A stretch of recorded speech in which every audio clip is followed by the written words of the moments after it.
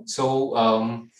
So, Stephen, it's good to have you on board here with us. And this morning, good morning to you. So, it's good to understand that you are coming from a psychology a therapy background, having done this with that many years of experience that you have. So I'm going to jump into the questions that I have for you today. I understand that you are very much focused into the family therapy area. So what was the pivoting moment that made you would want to go into family therapy?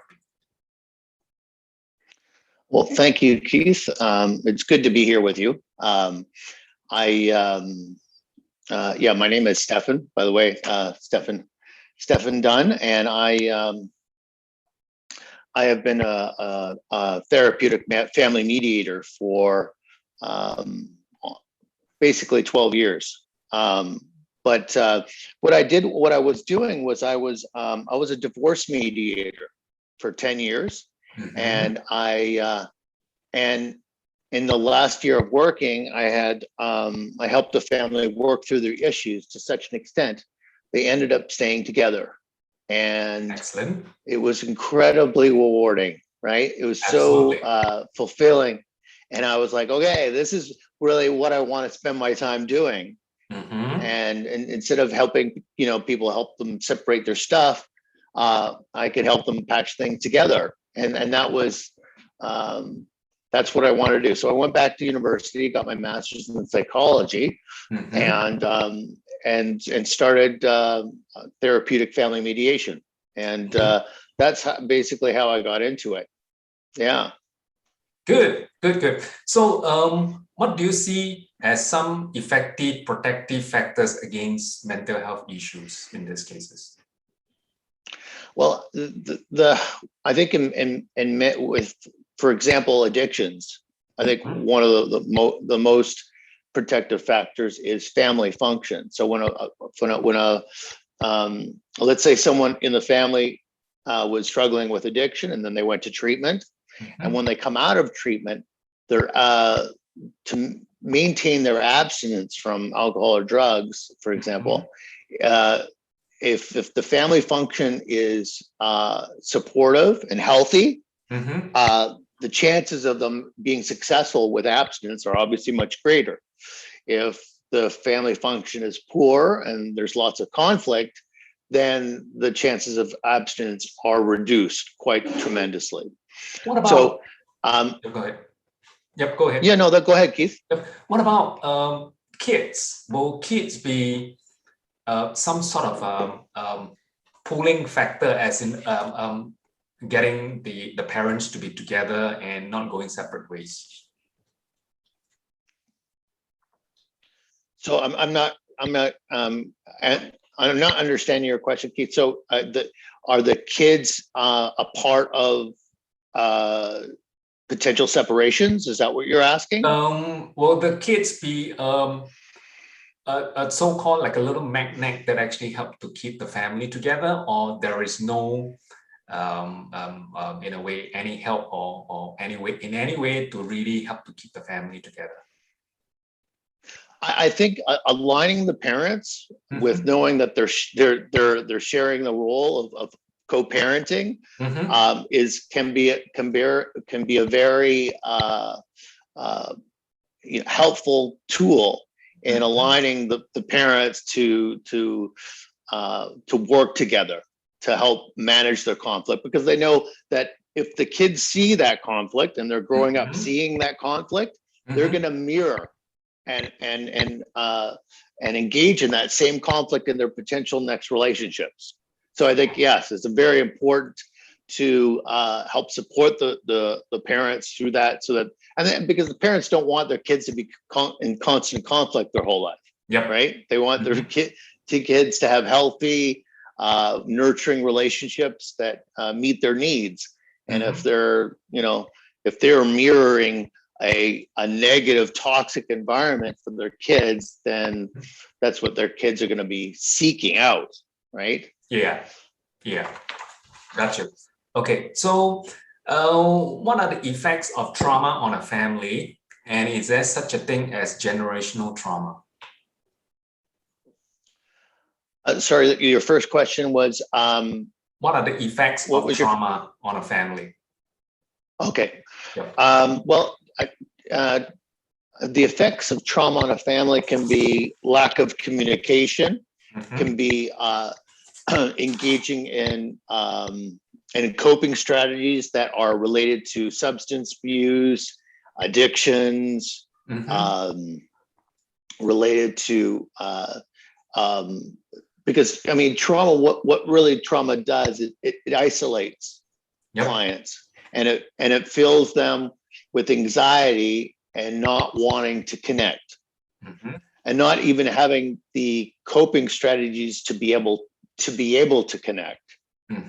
And that's and so that's why it's so important to help the other family members that aren't experiencing trauma to help identify what that family member who has experienced trauma is going through, and help kind of be gentle and help them when they're ready to come, be available for them to come back into the you know the connected family unit kind of thing. So it's a challenge in the family to really navigate through that.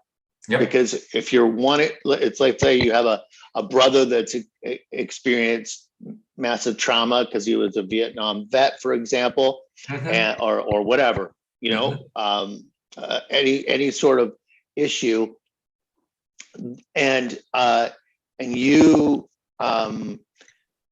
aren't allowing him to gain some acceptance, and you're kind of still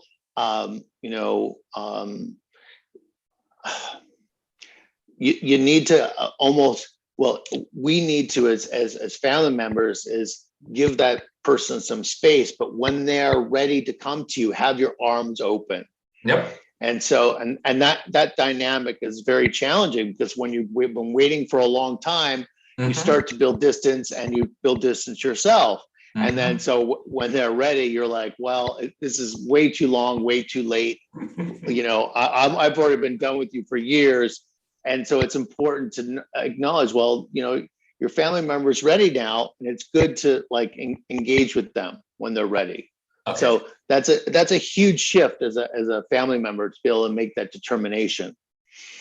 Okay. So is there such a thing as a generational trauma in such cases? Well, I have worked with some First Nations families who were involved in residential school programming, and I worked with this one gentleman who experienced extreme trauma, and what happened was, because he was experiencing that trauma, he was unable to connect to his children. So he was mirroring that disconnect, right? So on a socialized basis, and they've done studies, and I think Harvard's done some studies that trauma can be linked to genetic links. Okay. And trauma can be passed down genetically. I mean, that's something that we're just uncovering now with new research. So biologically, it can be, passed down. It can be passed down sociologically, because the father's teaching and mirroring that disconnect. And psychologically, I think the children seeing their father experience trauma and being part of that dynamic, it's gonna make them feel like I don't even know how to connect. So how do I have the skills to connect? Because this is what I've been given my whole life with my let's say my one parent, who was my dad. So I believe absolutely there's I believe there's generational trauma, and I because I feel like I've seen it being passed down. Although I worked with this one family member who was experiencing it. And I said to him we were doing a therapeutic family mediation. So his whole family was there. Mm-hmm. His wife actually committed suicide. Oh, wow. And his one of his daughters committed suicide. Mm-hmm. And we were there because one of his living daughters attempted suicide. She was unsuccessful. So Mm-hmm. we came there to help support the family and stabilize it. Otherwise, the kids were going to be taken into care. Mm-hmm. So we were like the last stage for him. And so we actually stayed with this family for about a week. And wow. I stayed with the father and the boys, and Mm-hmm. my co-facilitator and senior mental health therapist stayed with the girls. Mm-hmm. And then we came together during the day to have these whole therapeutic family mediations. And on like the second or third last day, Mm-hmm. I asked the father, I think it was the second last day, I asked the father, do you feel as though drugs has impacted your relationship with your kids? Mm-hmm. And he looked at me and he stood up and he looked me directly in the eyes, and he's a big man. He was like, 6.5 feet. Wow. He was big. He was a big man, close to that. Anyway, he was a big man. So he stepped forward, took a few steps towards me, and he looked into my eyes, and he actually put his arms out. And so I put my arms out and I held him, and he howled like I've never heard anyone howl before. Okay. And he was experiencing going back to being a child, being pulled out underneath that bed by someone who looked just like me. Mm-hmm. Mm-hmm. And then I kind of his kids came around him, and everyone held him, and his kids, you could almost see them releasing this trauma with him, allowing themselves to like let this stuff go. Yep. It was like this cloud of just trauma being processed. Mm-hmm. And of course, I didn't know all this at the time. We talked about it later, but as that was such an important part of a family. A generational trauma that needed to be kind of processed. Mm-hmm. Mm-hmm. Yeah. Excellent example. Excellent.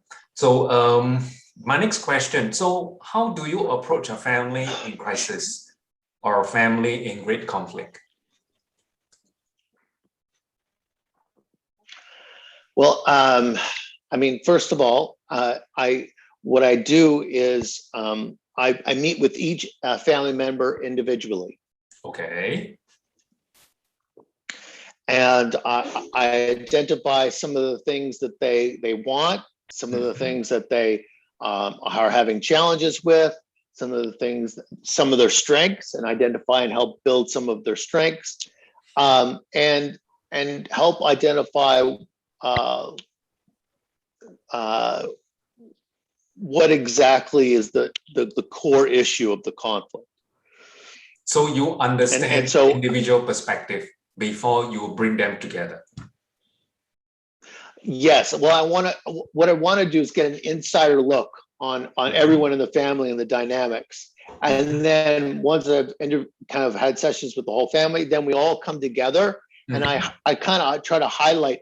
And what I do is I do a little bit of coaching with them when I meet them one-on-one, so that they don't feel triggered and they can share what they need to share without being stepped on, because sometimes there's power dynamics in families. Yep. And it's important for me as the therapeutic mediator to be mindful of those power dynamics, so that if someone's talking over someone, I can intervene and help them really get their point across. so that they can really share. Because that's, in a nutshell, really, that's all I want to do is help family members build their voice so that they can share what they need to share to one another. Because that's really all families want to do. They just want to connect. Everybody wants to connect with each other. And sometimes we out of fear, we're not able to say the things that we want to say, because number one, we don't think they'll be heard. Right? Well, they'll think they'll go on empty ears because we've been saying it for many, many years, but it's never heard. So why bother? Just let it go.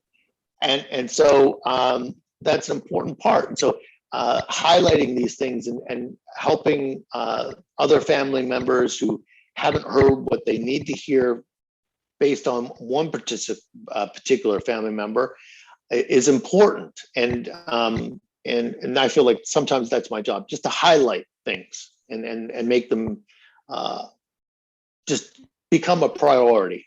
So pretty much it's just to amplify the message across, from one person to the other. Yeah, that's exactly it. That's a perfect way of explaining it. Yeah. Okay, so that comes my next question. What are the steps in assisting a family with great conflict?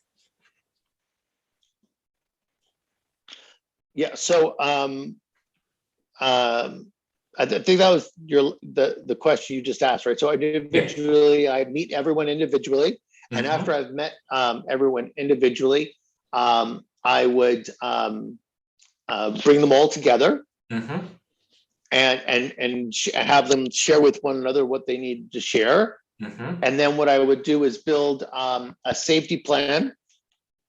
Well, first of all, I build a set of guidelines for each of them to before they're going to share.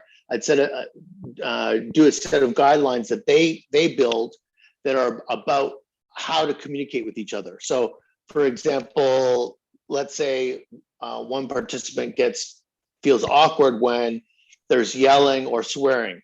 So we could build that guideline that there's going to be no swearing or yelling. Okay. And so, and if that goes on during the mediation, I'll remind them that that's on the guidelines, that they all agreed to, stay away from doing that, right? Yep. So, and the guidelines can be whatever the family wants. It's their set of guidelines. They can develop it. I just break them down for them and help remind them if they go over them. Okay. And so once we're done the guidelines, then I do a list of interests and needs for everyone as a whole. So as a group, we talk about interests, what they want to achieve, and some of their goals. And then we go through one by one of them until all of their needs and interests are shared. We kind of sum that up. They all have a turn sharing and expressing their concerns and interests with each other. And then I do a set of safety plans for each individual person, and then as a family as a whole. So, and that's how I kind of close. Yeah. Oh, interesting. So what methodology or approaches would you use for families with addiction? Well, along with the therapeutic family mediation approach, which is like basically a CBT, DBT approach. I also work with motivational interviewing as well. So that's kind of building and enhancing what I'm working on, what the family members already know. Like that's more of a DBT kind of really using their strengths and helping them identify their own strengths so that they can utilize them in the challenges that they're facing. It's really about empowering the family members. I want them to know that this is their mediation and their goals and I'm basically just a witness. I'm really not I'm not part of the fantastic outcome that they do. It's all their work, and I really want to highlight that for them, because every step that they take towards building an alliance or building supports for each other is their step. They've done the work. So pretty much everyone gets their voice to be heard by everyone. Yep. Yeah. Okay, good. So what other family challenges do you offer therapeutic support for? Well, let's see. I offer therapeutic support for, all sorts of addictions, right? Bipolar disorder, well,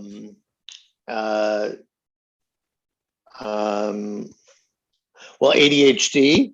If one of the family members have ADHD, trying to think here. So that's pretty much just like, sorry, it's just like even for kids with mental health issue that you will be able to, in a way, counsel the parents together as a family to be able to accept and support kids, even with mental issues and something like that. Yes. With any mental health issue, pretty much, it's just, the challenge is to help the parents sort of gain some parenting strategies as well with managing their son. But mostly, what I'm finding is that the family function itself, the unit that is like, there's probably challenges and conflict with the parents that are inside the issue, for example. So the son or daughter is that issue becomes amplified because the family unit between the mother and father is not solid. Their relationship needs some work, and if that relationship is intact and strong, their relationship with their child will be intact and strong. So that I've found that is a very common denominator, which is hard for parents to acknowledge. Well, no, it's my child that's the problem. You just need to help me fix my child. Well, it starts with the parental relationship, and if the parental relationship has some challenges with it, and their son ADHD has a huge sensory and so people with ADHD completely, they hear and feel and sense every conflict that's going on. So of course they're going to be acting out if there's constant conflict with a mother and father. That's just normal for them. So that's one of the key things that I want to encourage. Okay, good. So what was the last recent issues of a Zoom session you have with a couple in conflict that you work with, and how do you support them? The most recent issue I had was with a husband and wife, where the husband wanted to share with the wife that he had years of between 5 and 10 affairs, and the wife had been having well over 10 or 15 year affair, one affair, 10 or 15 years kind of thing. And so it was quite a challenging one in the beginning, obviously. I think what was so challenging about it is because they were blaming one another. They were angry. And they wanted to kind of attack one another and blame one another. And I think what was my challenge is having them kind of refocus and let go of the blaming and look at developing a solving approach, a co-solving approach, so to speak. And rather than a soothing approach. And the solving approach was about identifying some. First of all, I wanted to have them see how it felt for each other to share those things. So I basically got them from the blame to identifying the feelings that they were having when they are hearing those things.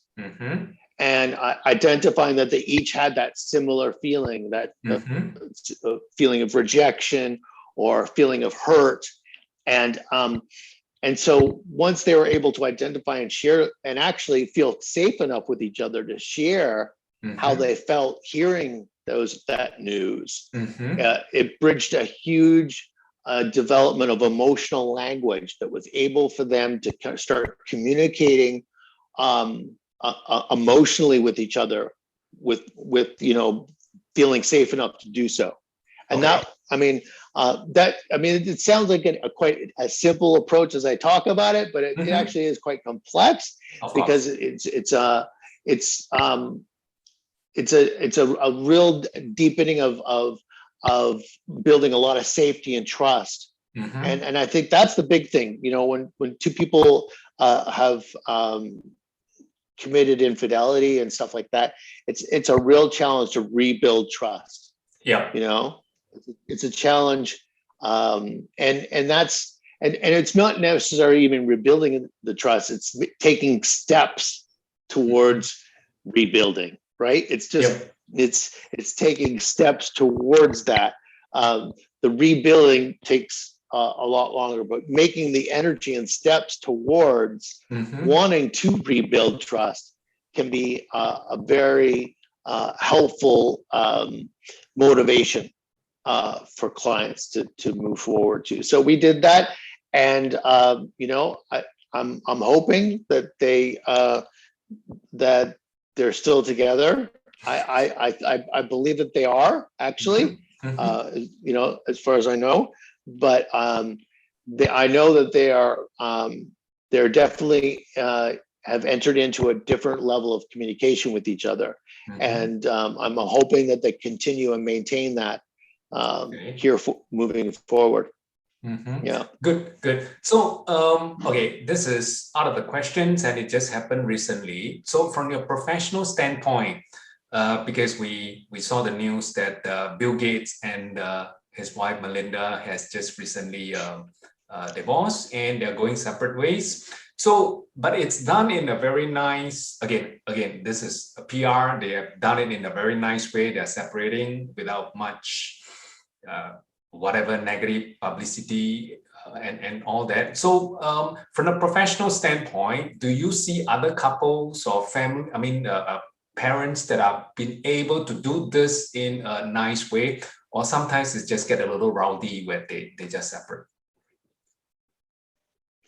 There's obviously, they come to me usually wanting to, when I did divorce mediation, they were willing to come to mediation. So they both had to contact me individually and say that mediation was something that they wanted to do. So there was a level of communication between the two of them that they wanted to do it amicably.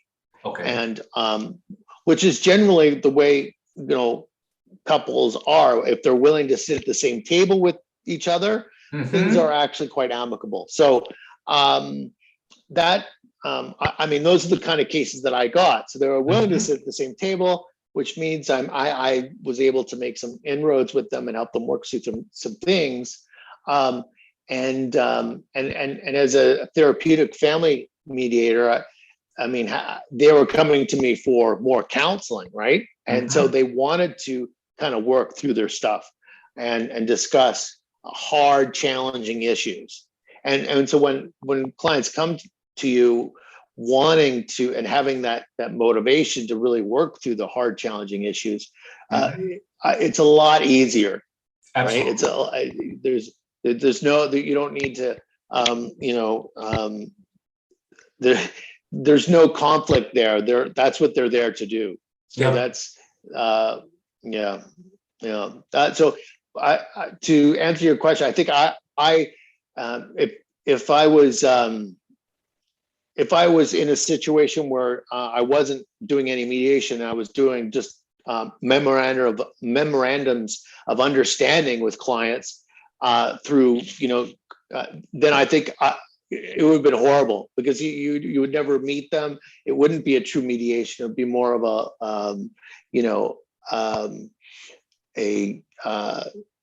it'd be more of, that would be more of like a judge situation where, it's more of a, it's not a mediation at all. It's just more of a, a one-sided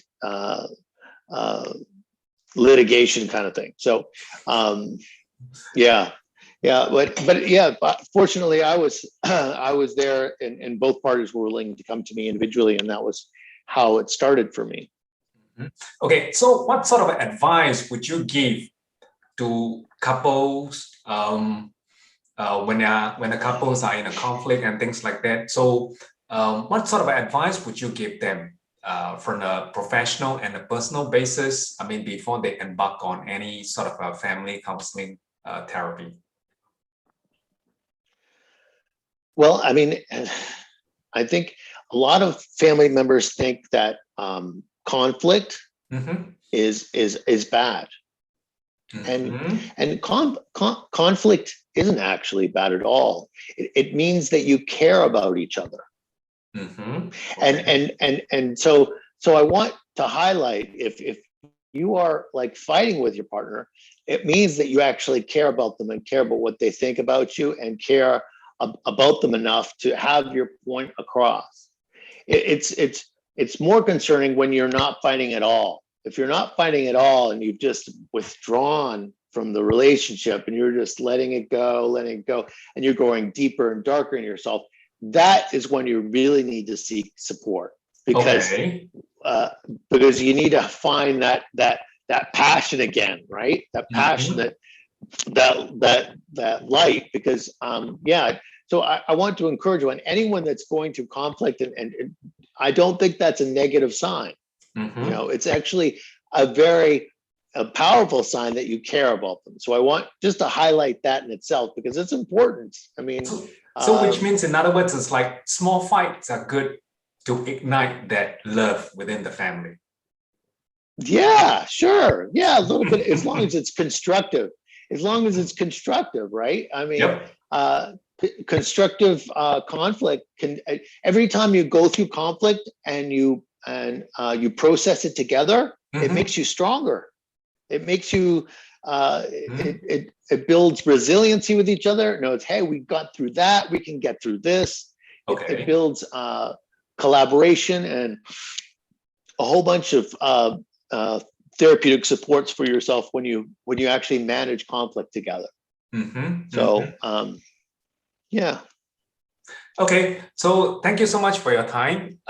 Very, very informative session you have shared with us. So is there any way that you can give some advice, or rather some tips on whichever clients before they embark on your service? I mean, you are one of the listed therapists on our platform on Ahilo. So anyone that before they embark on the service, is there anything that you will like to highlight to them?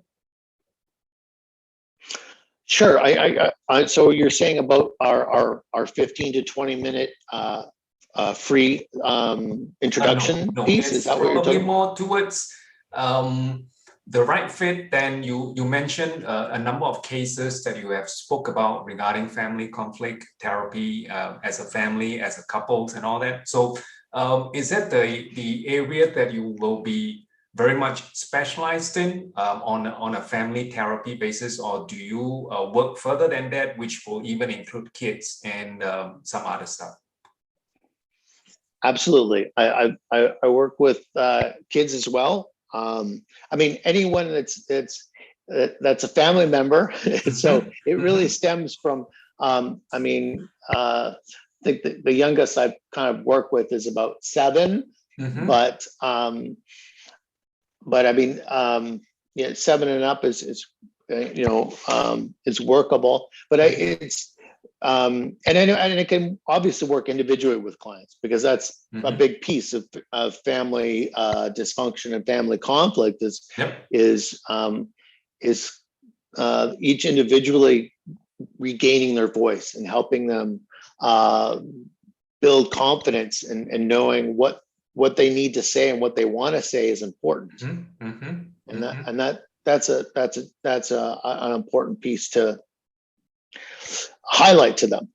and for them to understand and acknowledge for themselves. Excellent tips. So thank you so much for your time. I'm going to stop here and we'll catch up again. Thank you, Stephen. Thank you very much. Bye-bye.